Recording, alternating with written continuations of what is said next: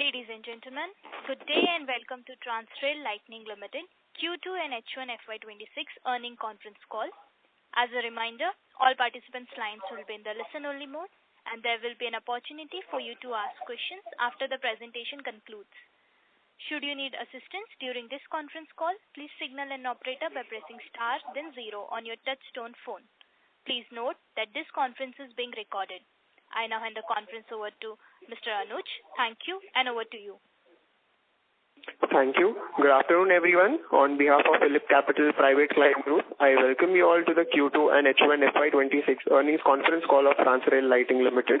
Today from the management, we have Mr. Randeep Narang, who is the MD and CEO of the company, Mr. Deepak Khandelwal, who is the Chief Financial Officer of the company. I would now like to hand over the call to Mr. Randeep Narang for his opening remarks, and then we'll open the floor for the question and answer session. Over to you, sir. Good afternoon, everybody. Welcome to this earnings call. It's a privilege to have all of you here to look at a second quarter and half-yearly result. The first half of the year marked a period of robust growth backed by continued traction in the T&D segment and timely execution across most of our ongoing projects.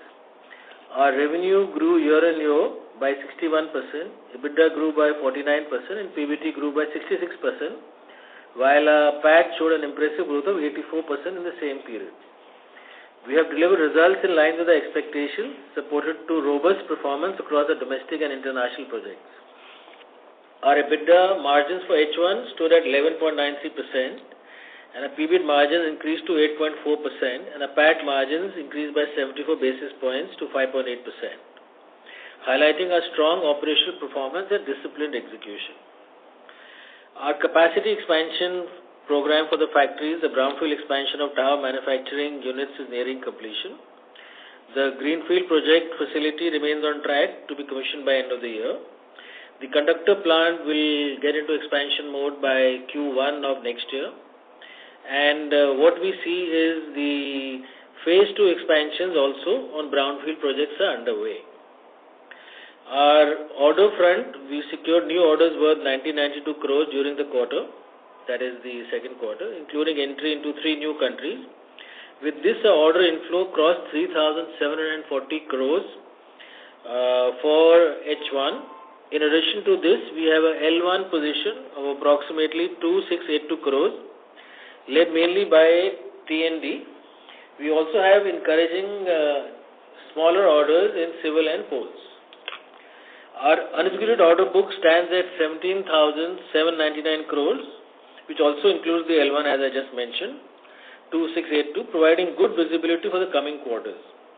The mix remains well balanced between domestic and international. Our total order book, which is in hand today, is 15,116 crores, 93% of which is T&D segment. The domestic order book accounts for 61%, where the international accounts for 39%.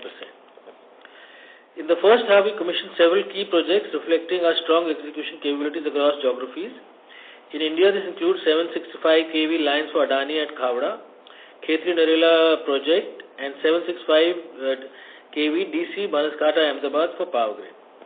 We have commissioned 3 400 kV transmission lines in Sholapur for Renew Power and completed cooling tower works at Yadadri, Telangana and Udungari, Tamil Nadu. On international front, the Bangladesh, we have successfully commissioned 400 kV Rupul Gopalganj river crossing project as well as 230 kV Rupur Dharmai line.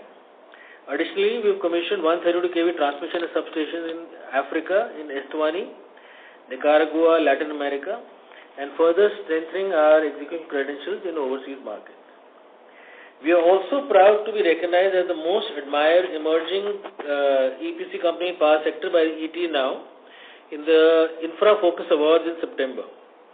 Our Deoli Tower Plant also earned A-grade certification from Power Grid, and we received multiple safety and quality awards, including Maharashtra Safety Award 2023 and recognition of the Corporate Philanthropist of the Year for our CSR initiatives. Overall, the outlook of T&D remains bullish, both in India and overseas. We will continue to pursue planned bidding, margin assertive growth, and disciplined execution as we move forward into the second half of the year. With this, I request our CFO, Mr. Deepak Khandelwal, to take us through the financial performance. Thank you, sir, and good afternoon to everyone. For Q2FY26, revenue from operations stood at rupees 1,561 crore, a year-on-year growth of 43%. EBITDA was the 186 crore with a margin of 11.93%, growth of 34% compared to last year. Profit after tax stood at 90.98 crore, up 65% year-on-year. For the first half of financial year 26, revenue was 3,221 crore, a growth of 61%, and EBITDA was rupees 386 crore, which is a growth of 49% year-on-year EBITDA margin. Year-on-year EBITDA margin stood at 11.98%. PAT for H1 grew by 84% year-on-year to rupees 197 crores. Performance was driven by steady execution and improved operating discipline. Net debt as of September 30 was rupees 703 crore with a debt equity ratio of 0.38 times. Working capital stood at 84 days and 77 days ex-IPO funds, supported by timely collection and monitoring. Our liquidity position remains adequate to meet current and near-term requirements. In summary, Q1 and H1 financial year 26 reflect steady operational performance and financial discipline. We remain focused on maintaining execution efficiency, cost control, and balance sheet stability as we progress through the year. Okay, we can now go into the next phase of this call.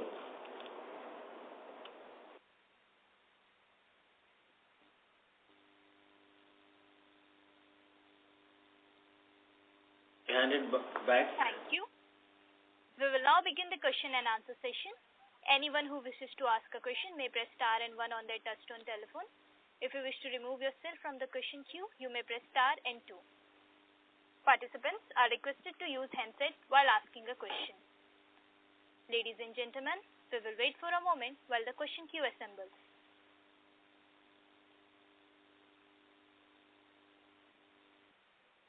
The first question is from the line of Palash Jain from ICICI Securities. Please go ahead. Hello. Yeah.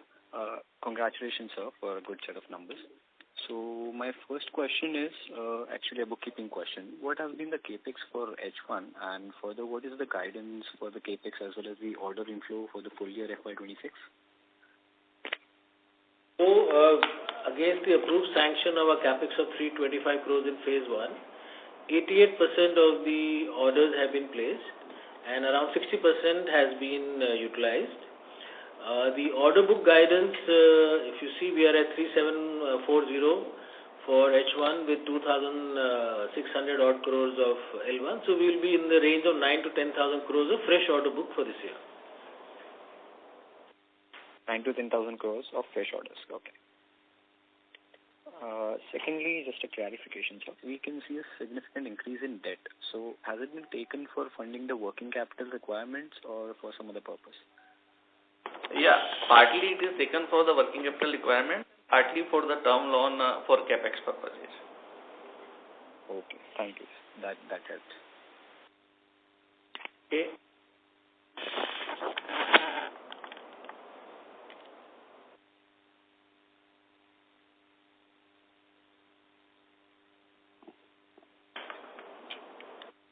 A reminder to all the participants, please restrict yourselves to 2 questions. The next question comes from the line of Bala Murli Krishna from Oman Investment Advisors. Please go ahead.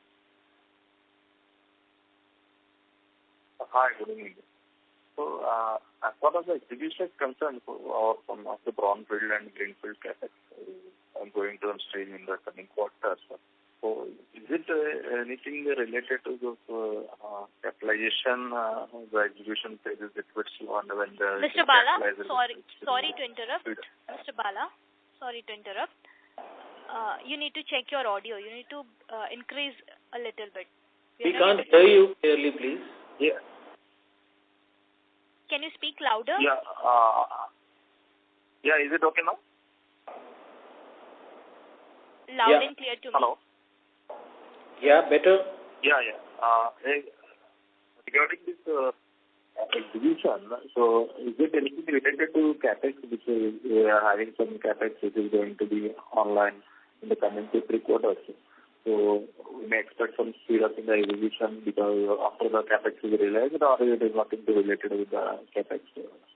Okay, so let me tell you that we already are fully backward integrated for towers, conductors and testing, and including our poles. So as we ramp up for brownfield is already happening, it is already helping us in our execution to meet the customer timelines. So we are well placed for completing our jobs on time, and the guidance given for this year's revenue is around 25% growth over previous year. So all this backward integration and brownfield project expansion is helping us in that. And when it comes to the growth trajectory, so this year and next year we're expecting 25%. So going forward, maybe after that, maybe we need to achieve around 10,000 crores of revenue. So I think the tender, how is the pipeline of the orders, so whether it can support that much of revenue potential? How do you shape up? Could you please throw some light on? So what I could understand from your question, I'll try and answer. So we are today at 2.8 times of book and bill.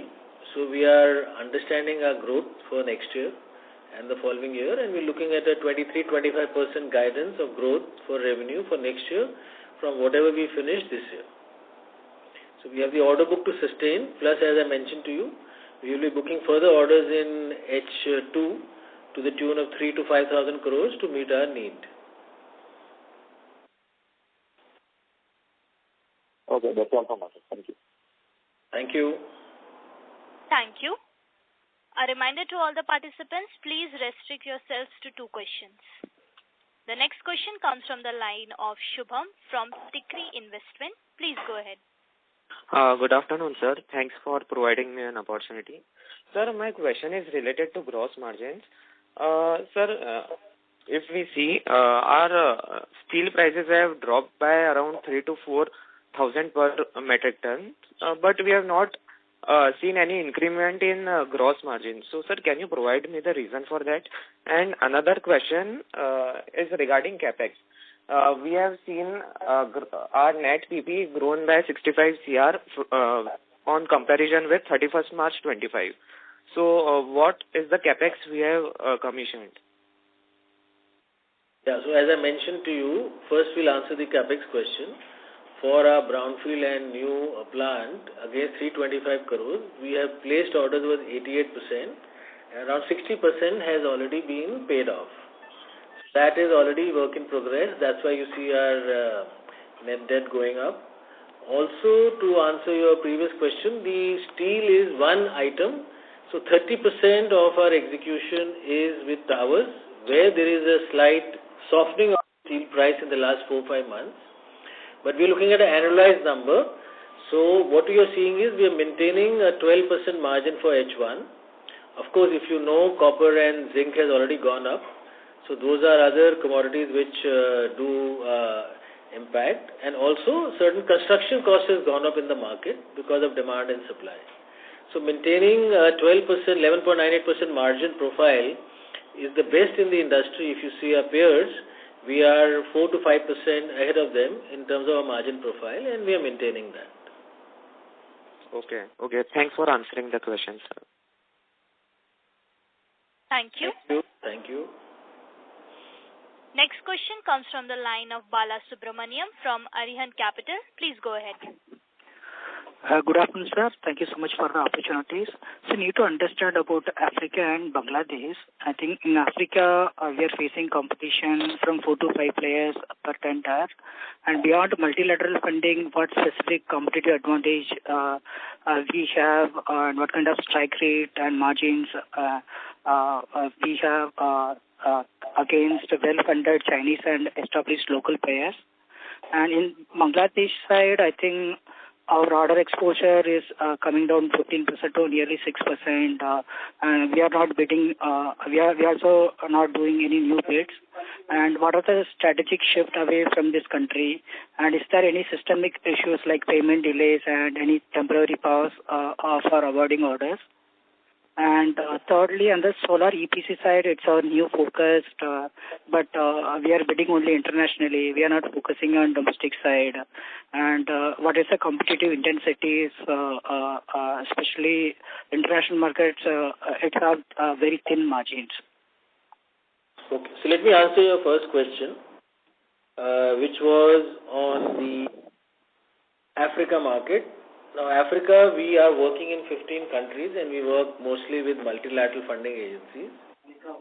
We basically depend on our design engineering strength as Transrail, which helps us to look at weights, volumes and be competitive in our bidding. So we are actually doing a good number of jobs, 19 odd jobs in Africa, and which gives us the position of strength in Africa. Coming to Bangladesh, we are focusing on executing the jobs as I mentioned in my first opening speech.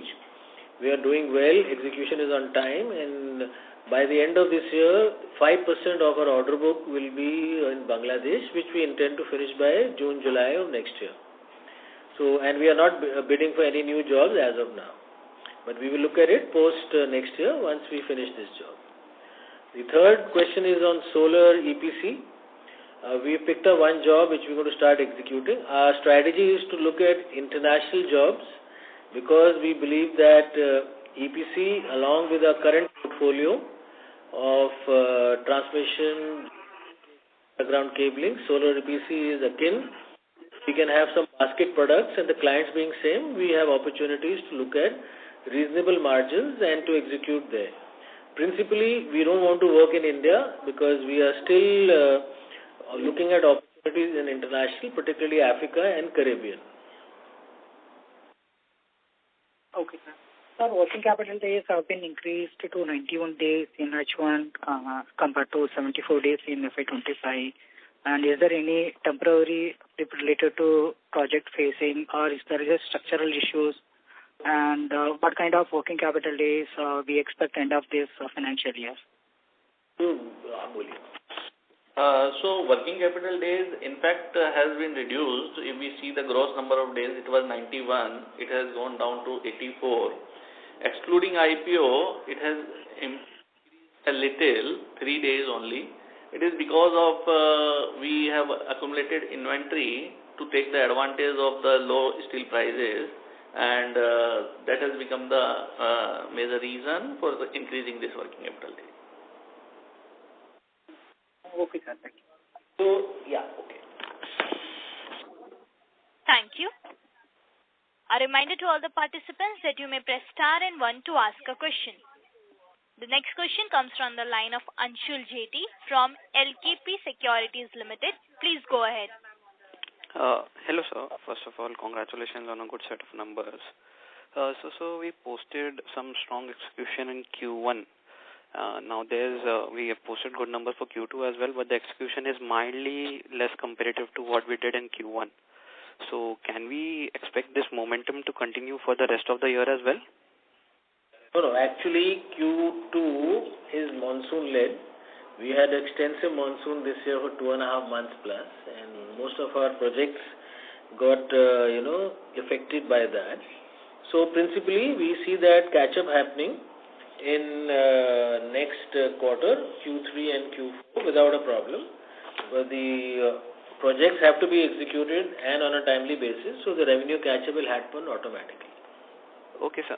On the my next question, it's regarding just bookkeeping question. I have seen a tremendous increase in your trade receivables. So can we presume that there has been aggressive booking, revenue booking towards the end of the quarter? And if yes, so is there any conversion of those trade receivables into cash ongoing in October and till now? Yeah, we have got substantial cash collection during the month of October and November, and out of some suppliers some customers whom we have supplied the material and delivered the services during the month of September. Okay.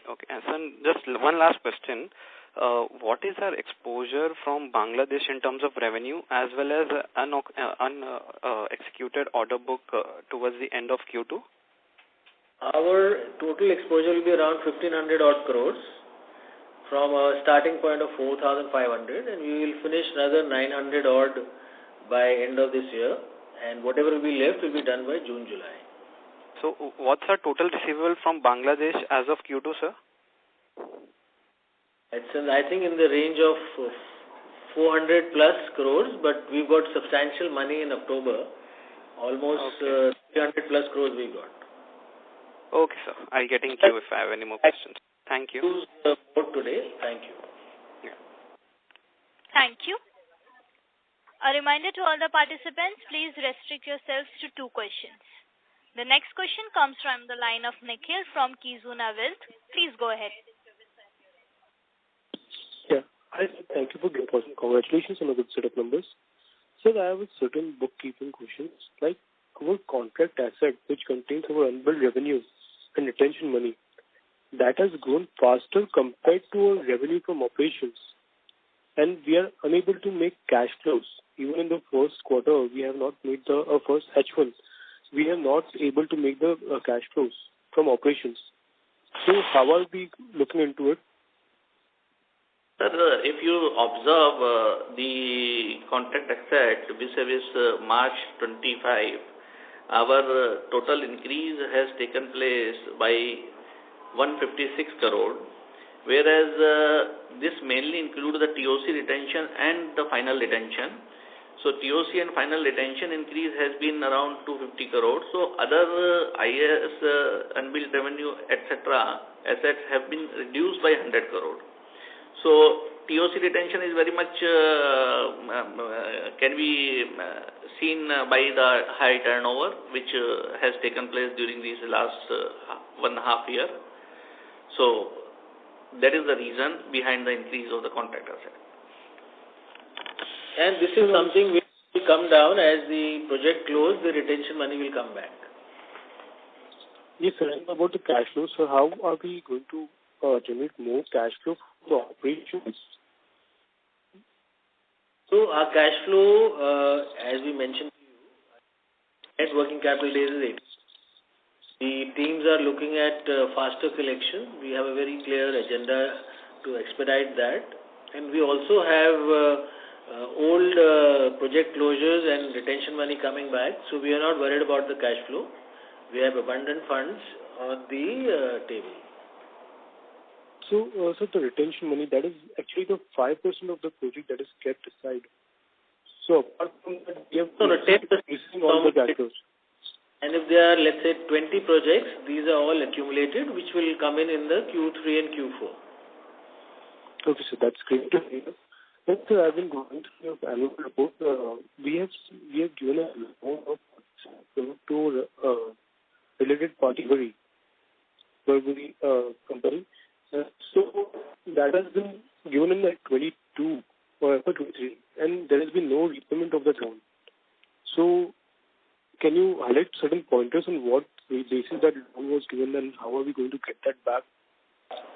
So there has been... there is a clear collection plan. The loan has been given. So for a period ending on September 26, so we are expecting that to collect by September 26. If required, then means that can be divided into 2 parts. And partly we will collect in 26 and partly we will collect in 27. And so money came in last year also? Yeah, money also came in last year, March. Part of the money was recovered during the last year. And we are having interest as well on the same, which is very attractive and compared to... 30 crores was returned in March, and then we will have the next tranche coming in Q3. By March, Sorry to interrupt, Mr. Nikhil, but there are several other participants waiting for their turn. Yeah, but sir is answering the question right now. Yeah, so I just mentioned to you, 30 crores came in last March. The next tranche will happen now by Q4, and we are in a comfort zone, plus we are earning interest on this. Okay, sir, thank you. I will get back in the queue. Yeah. The next question comes from the line of Daksh Malhotra from Adriv Global. Please go ahead. Yeah, good afternoon, and congratulations on a decent set of numbers. But my question is also in sync with the previous participant, that the cash flow from operations, the overall receivables as well as payables seem to be extremely high. They are, if I just check the data, they seem to be in tune of almost 50% of our annual revenue on both the ends. Just wanted some clarity, or if you guys can explain it, it will be very helpful. Thanks. Basically, this is a high working capital intensive industry. So growth when it takes place, so revenue comparative to receivables and contract asset cannot be compared. If we see in isolation, then receivables are also getting received. There is no bad debts or provision for doubtful debts has been created. ECL liabilities have already been created by 40 crores, and in contract assets, all unbilled and TOC retention will be recovered once the projects are going to get completed. Sir, but your trade payables are in September quarter almost touching 2,500 crores, which is, considering we have done about 6,000 crores odd of revenue in the first 6 months, closer to 45%. It is basically includes the bills of acceptance, which are to the extent of, and if you see that 31st March and right now, it is on the same level. The increase is around 100 crore, not more than that. So during the last 6 months, we have increase of 100 crore in trade payables. Yes, understood. The increase is not much, but was just trying to figure, are vendors comfortable giving such high, such long payable days, or just not being able to wrap my head around it? In this business, normally procurement is taken place through the instrument of letter of credit. So to match the receivable cycle, we normally give the letter of credit for 6 months. So vendors are a bit secured to a greater extent, and that money is realized by them getting discounted against the letter of credit. So this is the bills of acceptances, which is higher.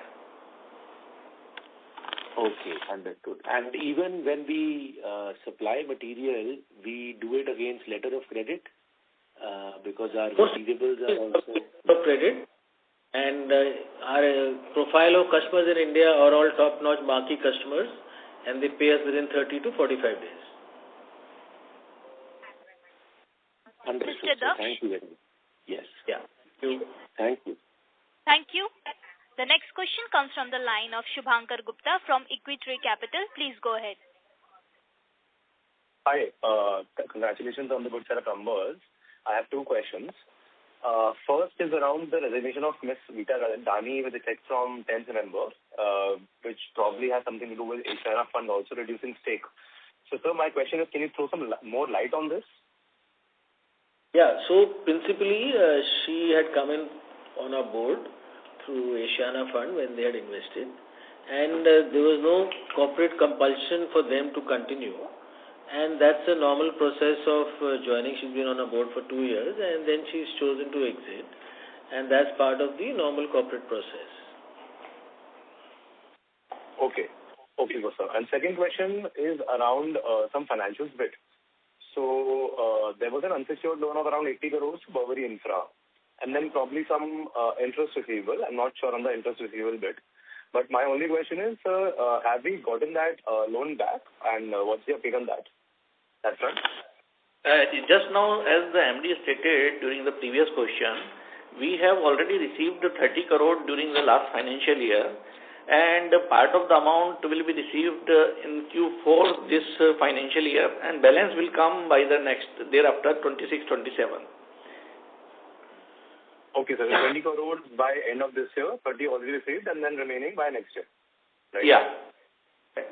And interest also charged at the rate of 12%, which is higher than the borrowing cost of the company. Got it. Okay, sir. Sir, any light on why China Fund is reducing stake? Anything we are aware about?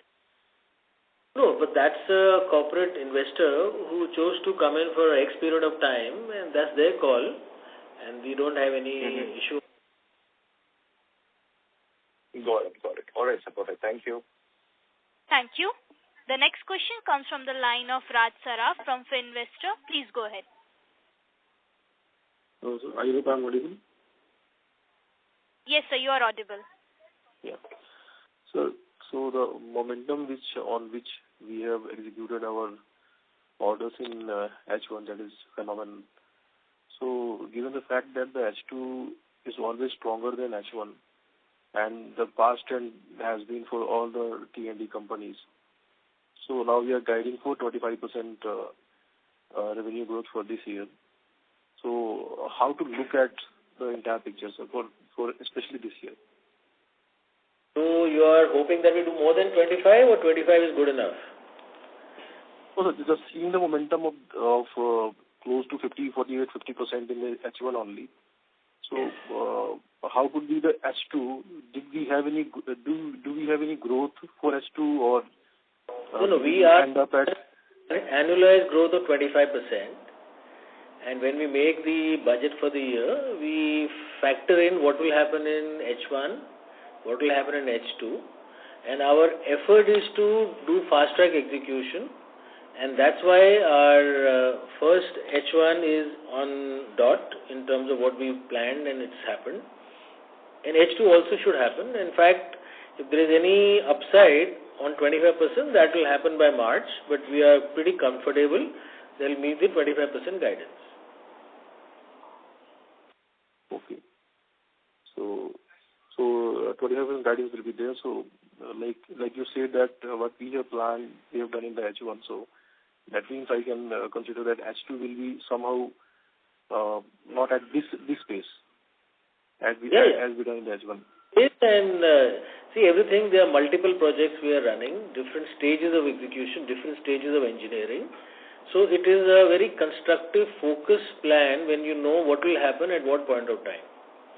So whether it's ground reality or engineering approvals, all that taken into account, we are giving a guidance of 23-25%, and we hope to better it. Okay. And sir, how to read about the margin percentage? So it is going like even comparing to last year, the margin is slightly, I think, 100 basis down on the EBITDA margin percentage, and you have to even on the PAT levels. The way the margin today is at 11.98%, I have given a guidance in the beginning of the year of 11.5 to 12. So based on the guidance and the product mix and the project mix and the geographical mix, we believe that we will maintain 11.5 to 12% for this financial year. Now all this is a process of project by project understanding and how we are executing, and I think this is the best in the industry. We are ahead of our competitors by 3 to 5%, and therefore the margin profile is good. Okay. Thank you, sir. Thank you very much, and best of luck for future. Thank you. A reminder to all the participants that you may press star and 1 to ask a question. The next question comes from the line of Arun from Special Invest. Please go ahead.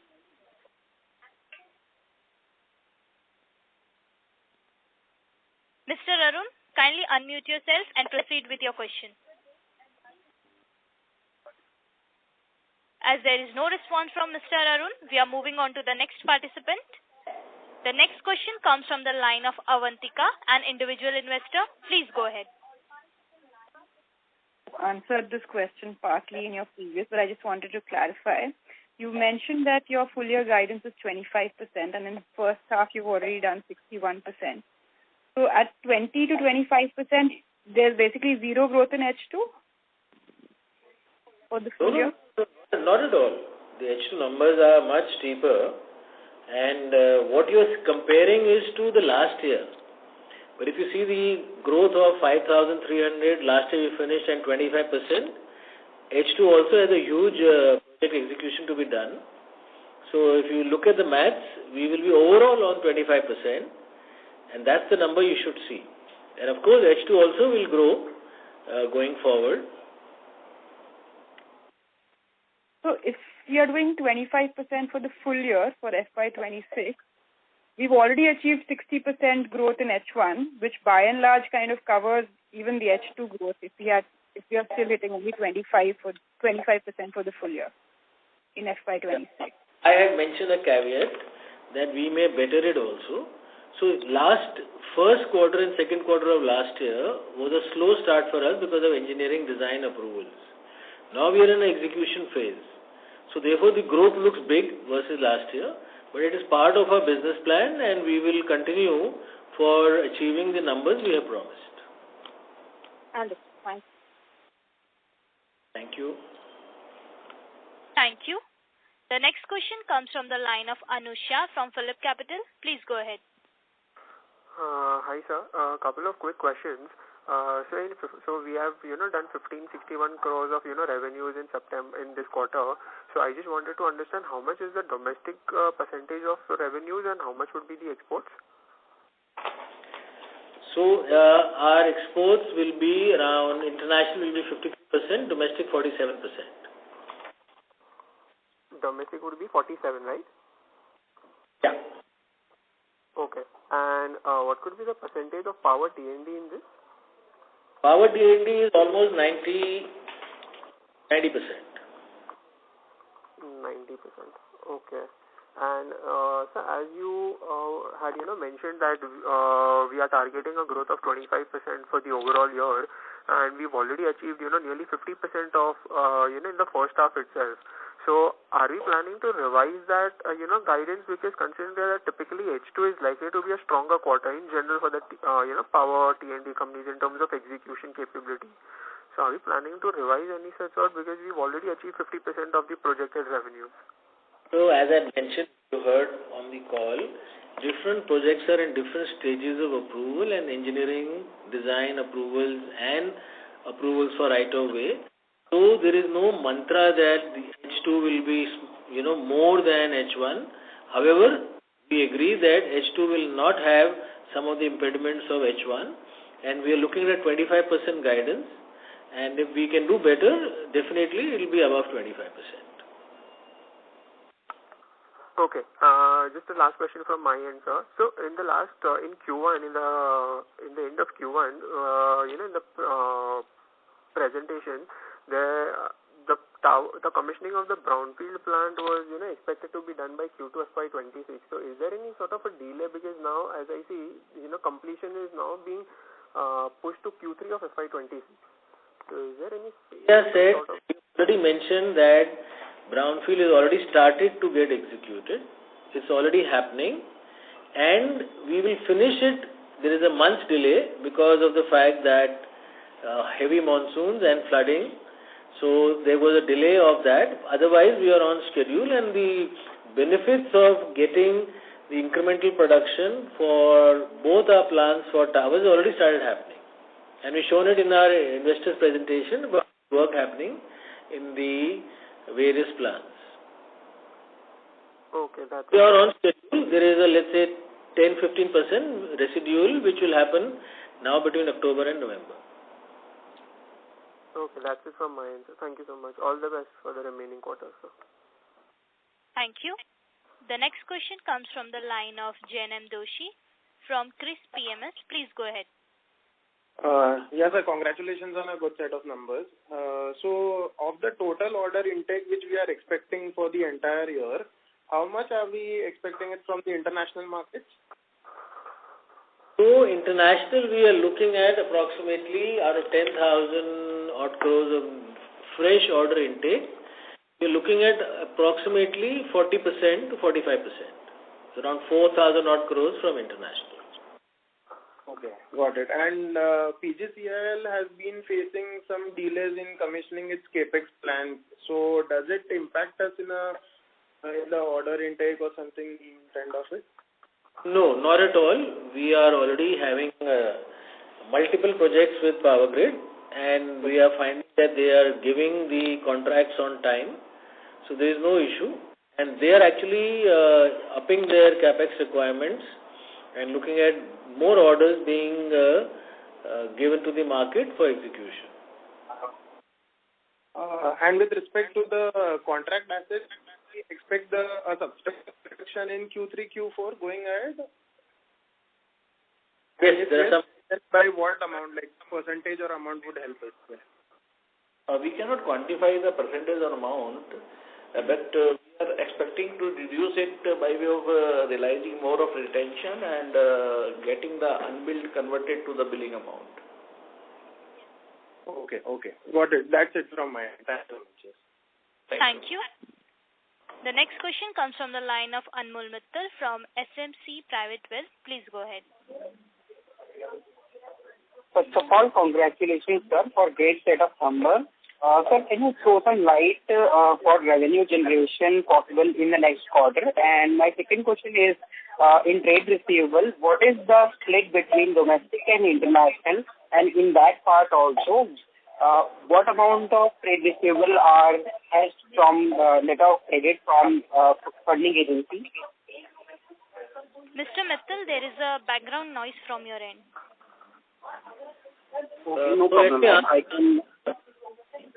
So we are looking at a strong execution happening in Q3 also. Post monsoons, we need to catch up on the Q2 numbers, which got delayed because of severe monsoons and continued monsoons. So we'll see a healthy set of numbers in Q3 and Q4 in terms of execution revenue. Okay, sir. And what about trade receivable? What is the split between domestic and international, and how much of that is secured from funding agency?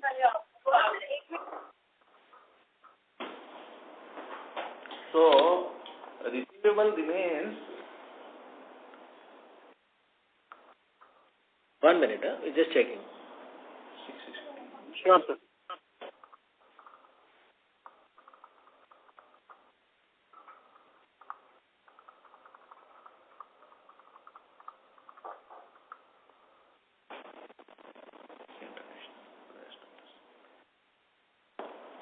Around 60% is from the international and rest is from domestic. And sir, how much is secured from funding agency? The international we are doing only with the multilateral funded or things are secured by LC. So 100% of the international is secured by multilateral funding for LC. Okay, sir. Thank you. Yeah, thank you. Thank you. The next question comes from the line of Sahil Patani from Stokes Capital. Please go ahead. Hi, thanks for the opportunity. I think most of my questions have been answered.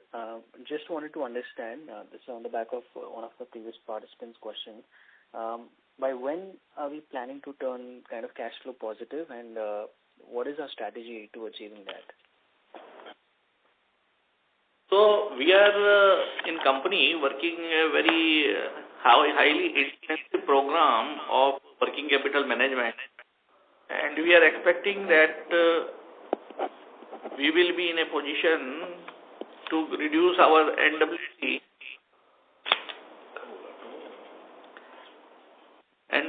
outstanding reduced and recovered substantially in the month of November,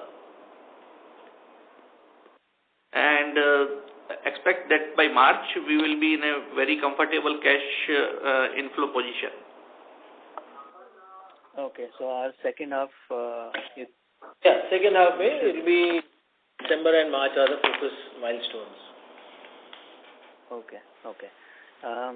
And my second question is, sir, what is the traction? How is the traction you are seeing for railway projects and bullet train projects? So railways is a small SBU for us, 4 to 5% of our revenue. We are very selective in bidding here based on the margin profile and the geography. So we intend to build our pre-qualifications here. We don't want to go big in railways as of now. Our focus is T&D as of now. Okay, got it. That's it from me. Thank you. Thank you. The next question comes from the line of Raj Saraf from Fininvestor. Please go ahead. So thank you for the follow-up question. So, sir, just excuse me for bringing this question again, because already this has been asked by myself and also from one or two participants more. But sir, when you say that there has been some delay in execution in the monsoon season, and that will be spill over to the Q3, and we are already maintaining a run rate of around 1,500 to 600 crore. So, just by going this statement, that means that we will be doing much better in Q3 and Q4. But at the same time, at all three questions, there is a guidance of 25%. So actually, on this perspective, there is a confusion on how the H2 will pan out. And the second question is... Actually, the dilemma and the question you're putting us is very good. Everybody is expecting that we do better than our guidance, which we want to also do. And it's a good problem to have, because our speed of execution is genuinely good versus our business plan. So we are hoping that we meet 25%, and if we can better it, as I mentioned, we definitely will strive, because please understand that all our jobs are with fixed time plans of 24 months or 30 months. And if we can do before time completion, the client will be very happy. And of course, we save money and make better margins. So therefore, our endeavor is to meet 25% guidance. And if we can do better, we are hoping for the best. So are we not satisfied with what we have achieved in Q2, as you were mentioning that monsoon has delayed some projects? So work on projects. Yeah, for sure. We'll catch up that, and we maintain our Q3, Q4 project execution revenue. Okay, sir. And as we are doing more very substantial export revenues, so are you envisaging any kind of risk doing these kind of executions? So all our multilateral... Yeah.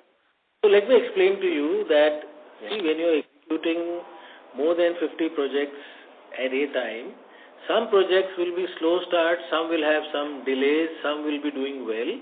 A mix of it is what you see in terms of revenue. So firstly, to answer your question, the overall international projects are secure with multilateral funding. And if there is a delay a month or two, we catch up in terms of revenue for the year. And this is project management, so there always will be some areas where you have not anticipated but have happened. So giving a 25% growth guidance and maintaining our margin profile is what we feel is very good. We are proud of that, and we intend to achieve that. So how we intend to just go forward with a ratio between export and import going forward? Because what we are seeing right now a very tremendous TAM in transmission and distribution in our country only. Correct. So as we told you, 53-47 hai, but this will change and it will be more domestic and international next year. Any ballpark numbers, or if you can guide us on next 2-3 years? 545 is what my expectation. Yeah. Okay, thank you. Thank you for the follow-up question, sir. Thank you. Yeah, thank you. The next question comes from the line of Arun from Special Invest. Please go ahead. Hi, sir. Good evening. So I would like to understand the rationale behind the acquisition of the company announced CEDC Engineering Private Limited. Today. That's what. Can you explain the rationale? That's what you mean? Today? Yes, sir. Yeah. So principally, this is a SPV. We are looking at growing our business in civil for bridges and hydros. This is SPV we have created. The investment is very minimal of 50 lakhs, where we want to house this business and see how to grow it. Understood. So, considering the tailwinds for the T&D industry right now, so any industries might will it affect the bandwidth of the management? Mr. Arun, we cannot hear you clearly. There is a lot of crack in your voice. Okay, now is it audible? Yes, you are audible. But the thing is, whenever you are asking the question, there is a lot of crack. So, considering the huge tailwinds for the T&D business right now, will it affect the bandwidth of the management focusing on adjacent civil and the hydro business? Come again, repeat this question. Considering the tailwinds for the T&D business, will the focus on hydro business and civil business be a lag on the... So I get your question. Look, we mentioned we will be 90%, 88 to 90% T&D. Our focus is not going anywhere.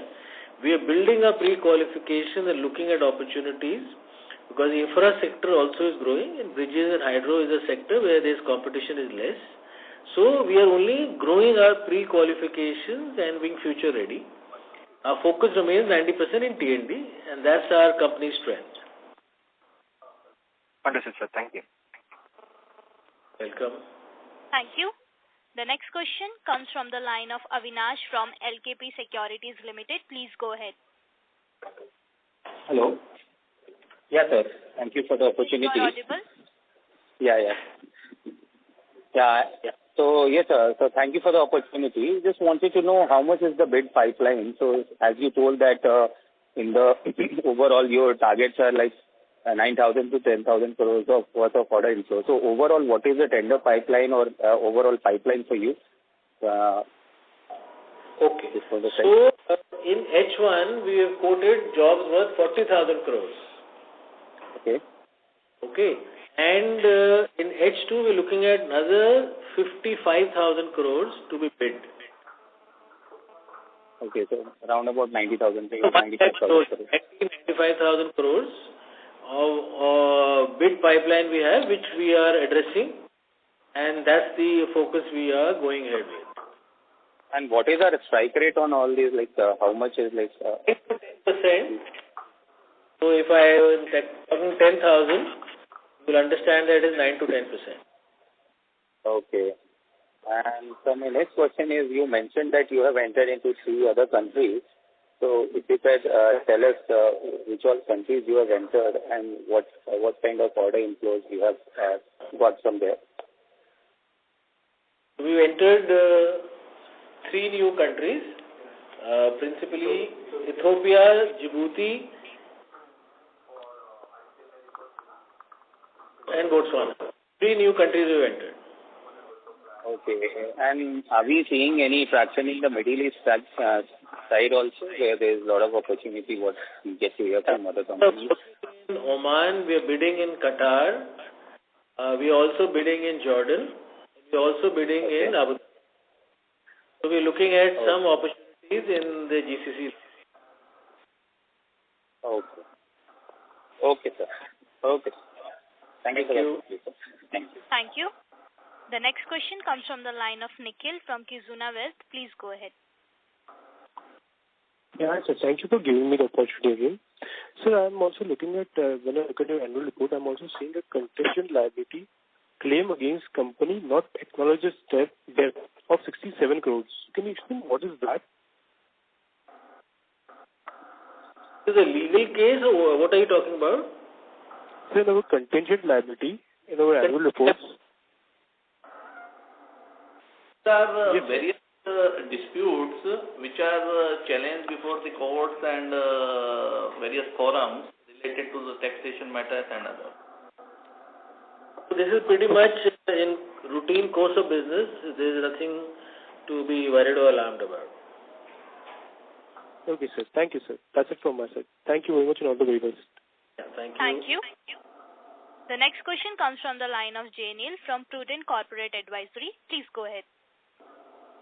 Hello, am I audible? Yes, you are. Yeah, I had to ask about the project cost, which includes raw material and subcontractor fees. It has been hovering around 67 to 65% over last 2-3 years. But if we look at the half one numbers, it came at around 68% of revenue. So because of higher subcontractor fees, I guess. Do you expect it to move close to 67 to 66% along with our historical average, or do you expect it to stay elevated? It actually depends upon the project which we are executing. Some of the projects, they are at the stage of finishing and final working. There is going to be more of the subcontractor cost and less of the material cost. So quarter to quarter and half yearly, it will be depending upon the project, the milestone of the project which we are going to achieve. So in nutshell, this will normalize to 65-66%. So what is coming to a closure will get closed and billed.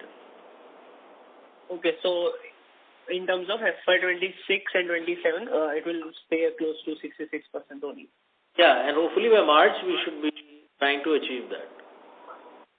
Okay. No questions.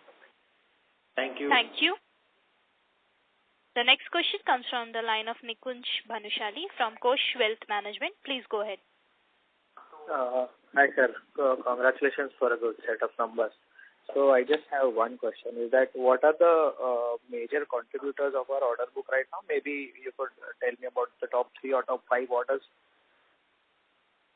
So we have order book from Power Grid. Out of these L1s, around 2,000 odd crores out of 2,600 is Power Grid. Then we have Reliance, we have DRH. They are private players who are giving. So all the top orders are from marquee clients, including international. As I mentioned earlier in the call, Kenya is a big order. So we are working with top-notch multilateral funding agencies and marquee clients in India. Okay. And what is the timeline for the execution of our current order book? Domestic is up to 24 months and international is 24 to 30 months. Actually, international also is not 24 months. In some cases, 30 months. Okay. All right. Thank you. Thank you.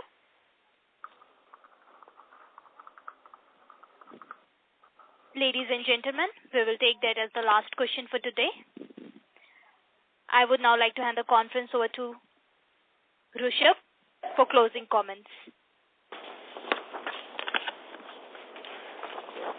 So I will take the closing comments. Firstly, I like to thank everybody on the call, and I like to make 2 statements. One is we are a professionally managed organization guided by a strong and experienced team and diverse independent board. So we ensure that there is a lot of robust governance and strategic oversight. Our success is built on continuous investment on our people, on training and development. And what we are doing today is all our strategic initiatives and our 3-year horizon, we are very clear how we are going, and we are going to ensure everybody that Transrail is in a strong position to actually look at a diversified portfolio, and leading to our guidance, we will achieve our numbers going forward. With this, we'd like to thank everybody, and we close the call. On behalf of Transrail Lightning Limited, that concludes this conference. Thank you for joining us, and you may now disconnect your lines.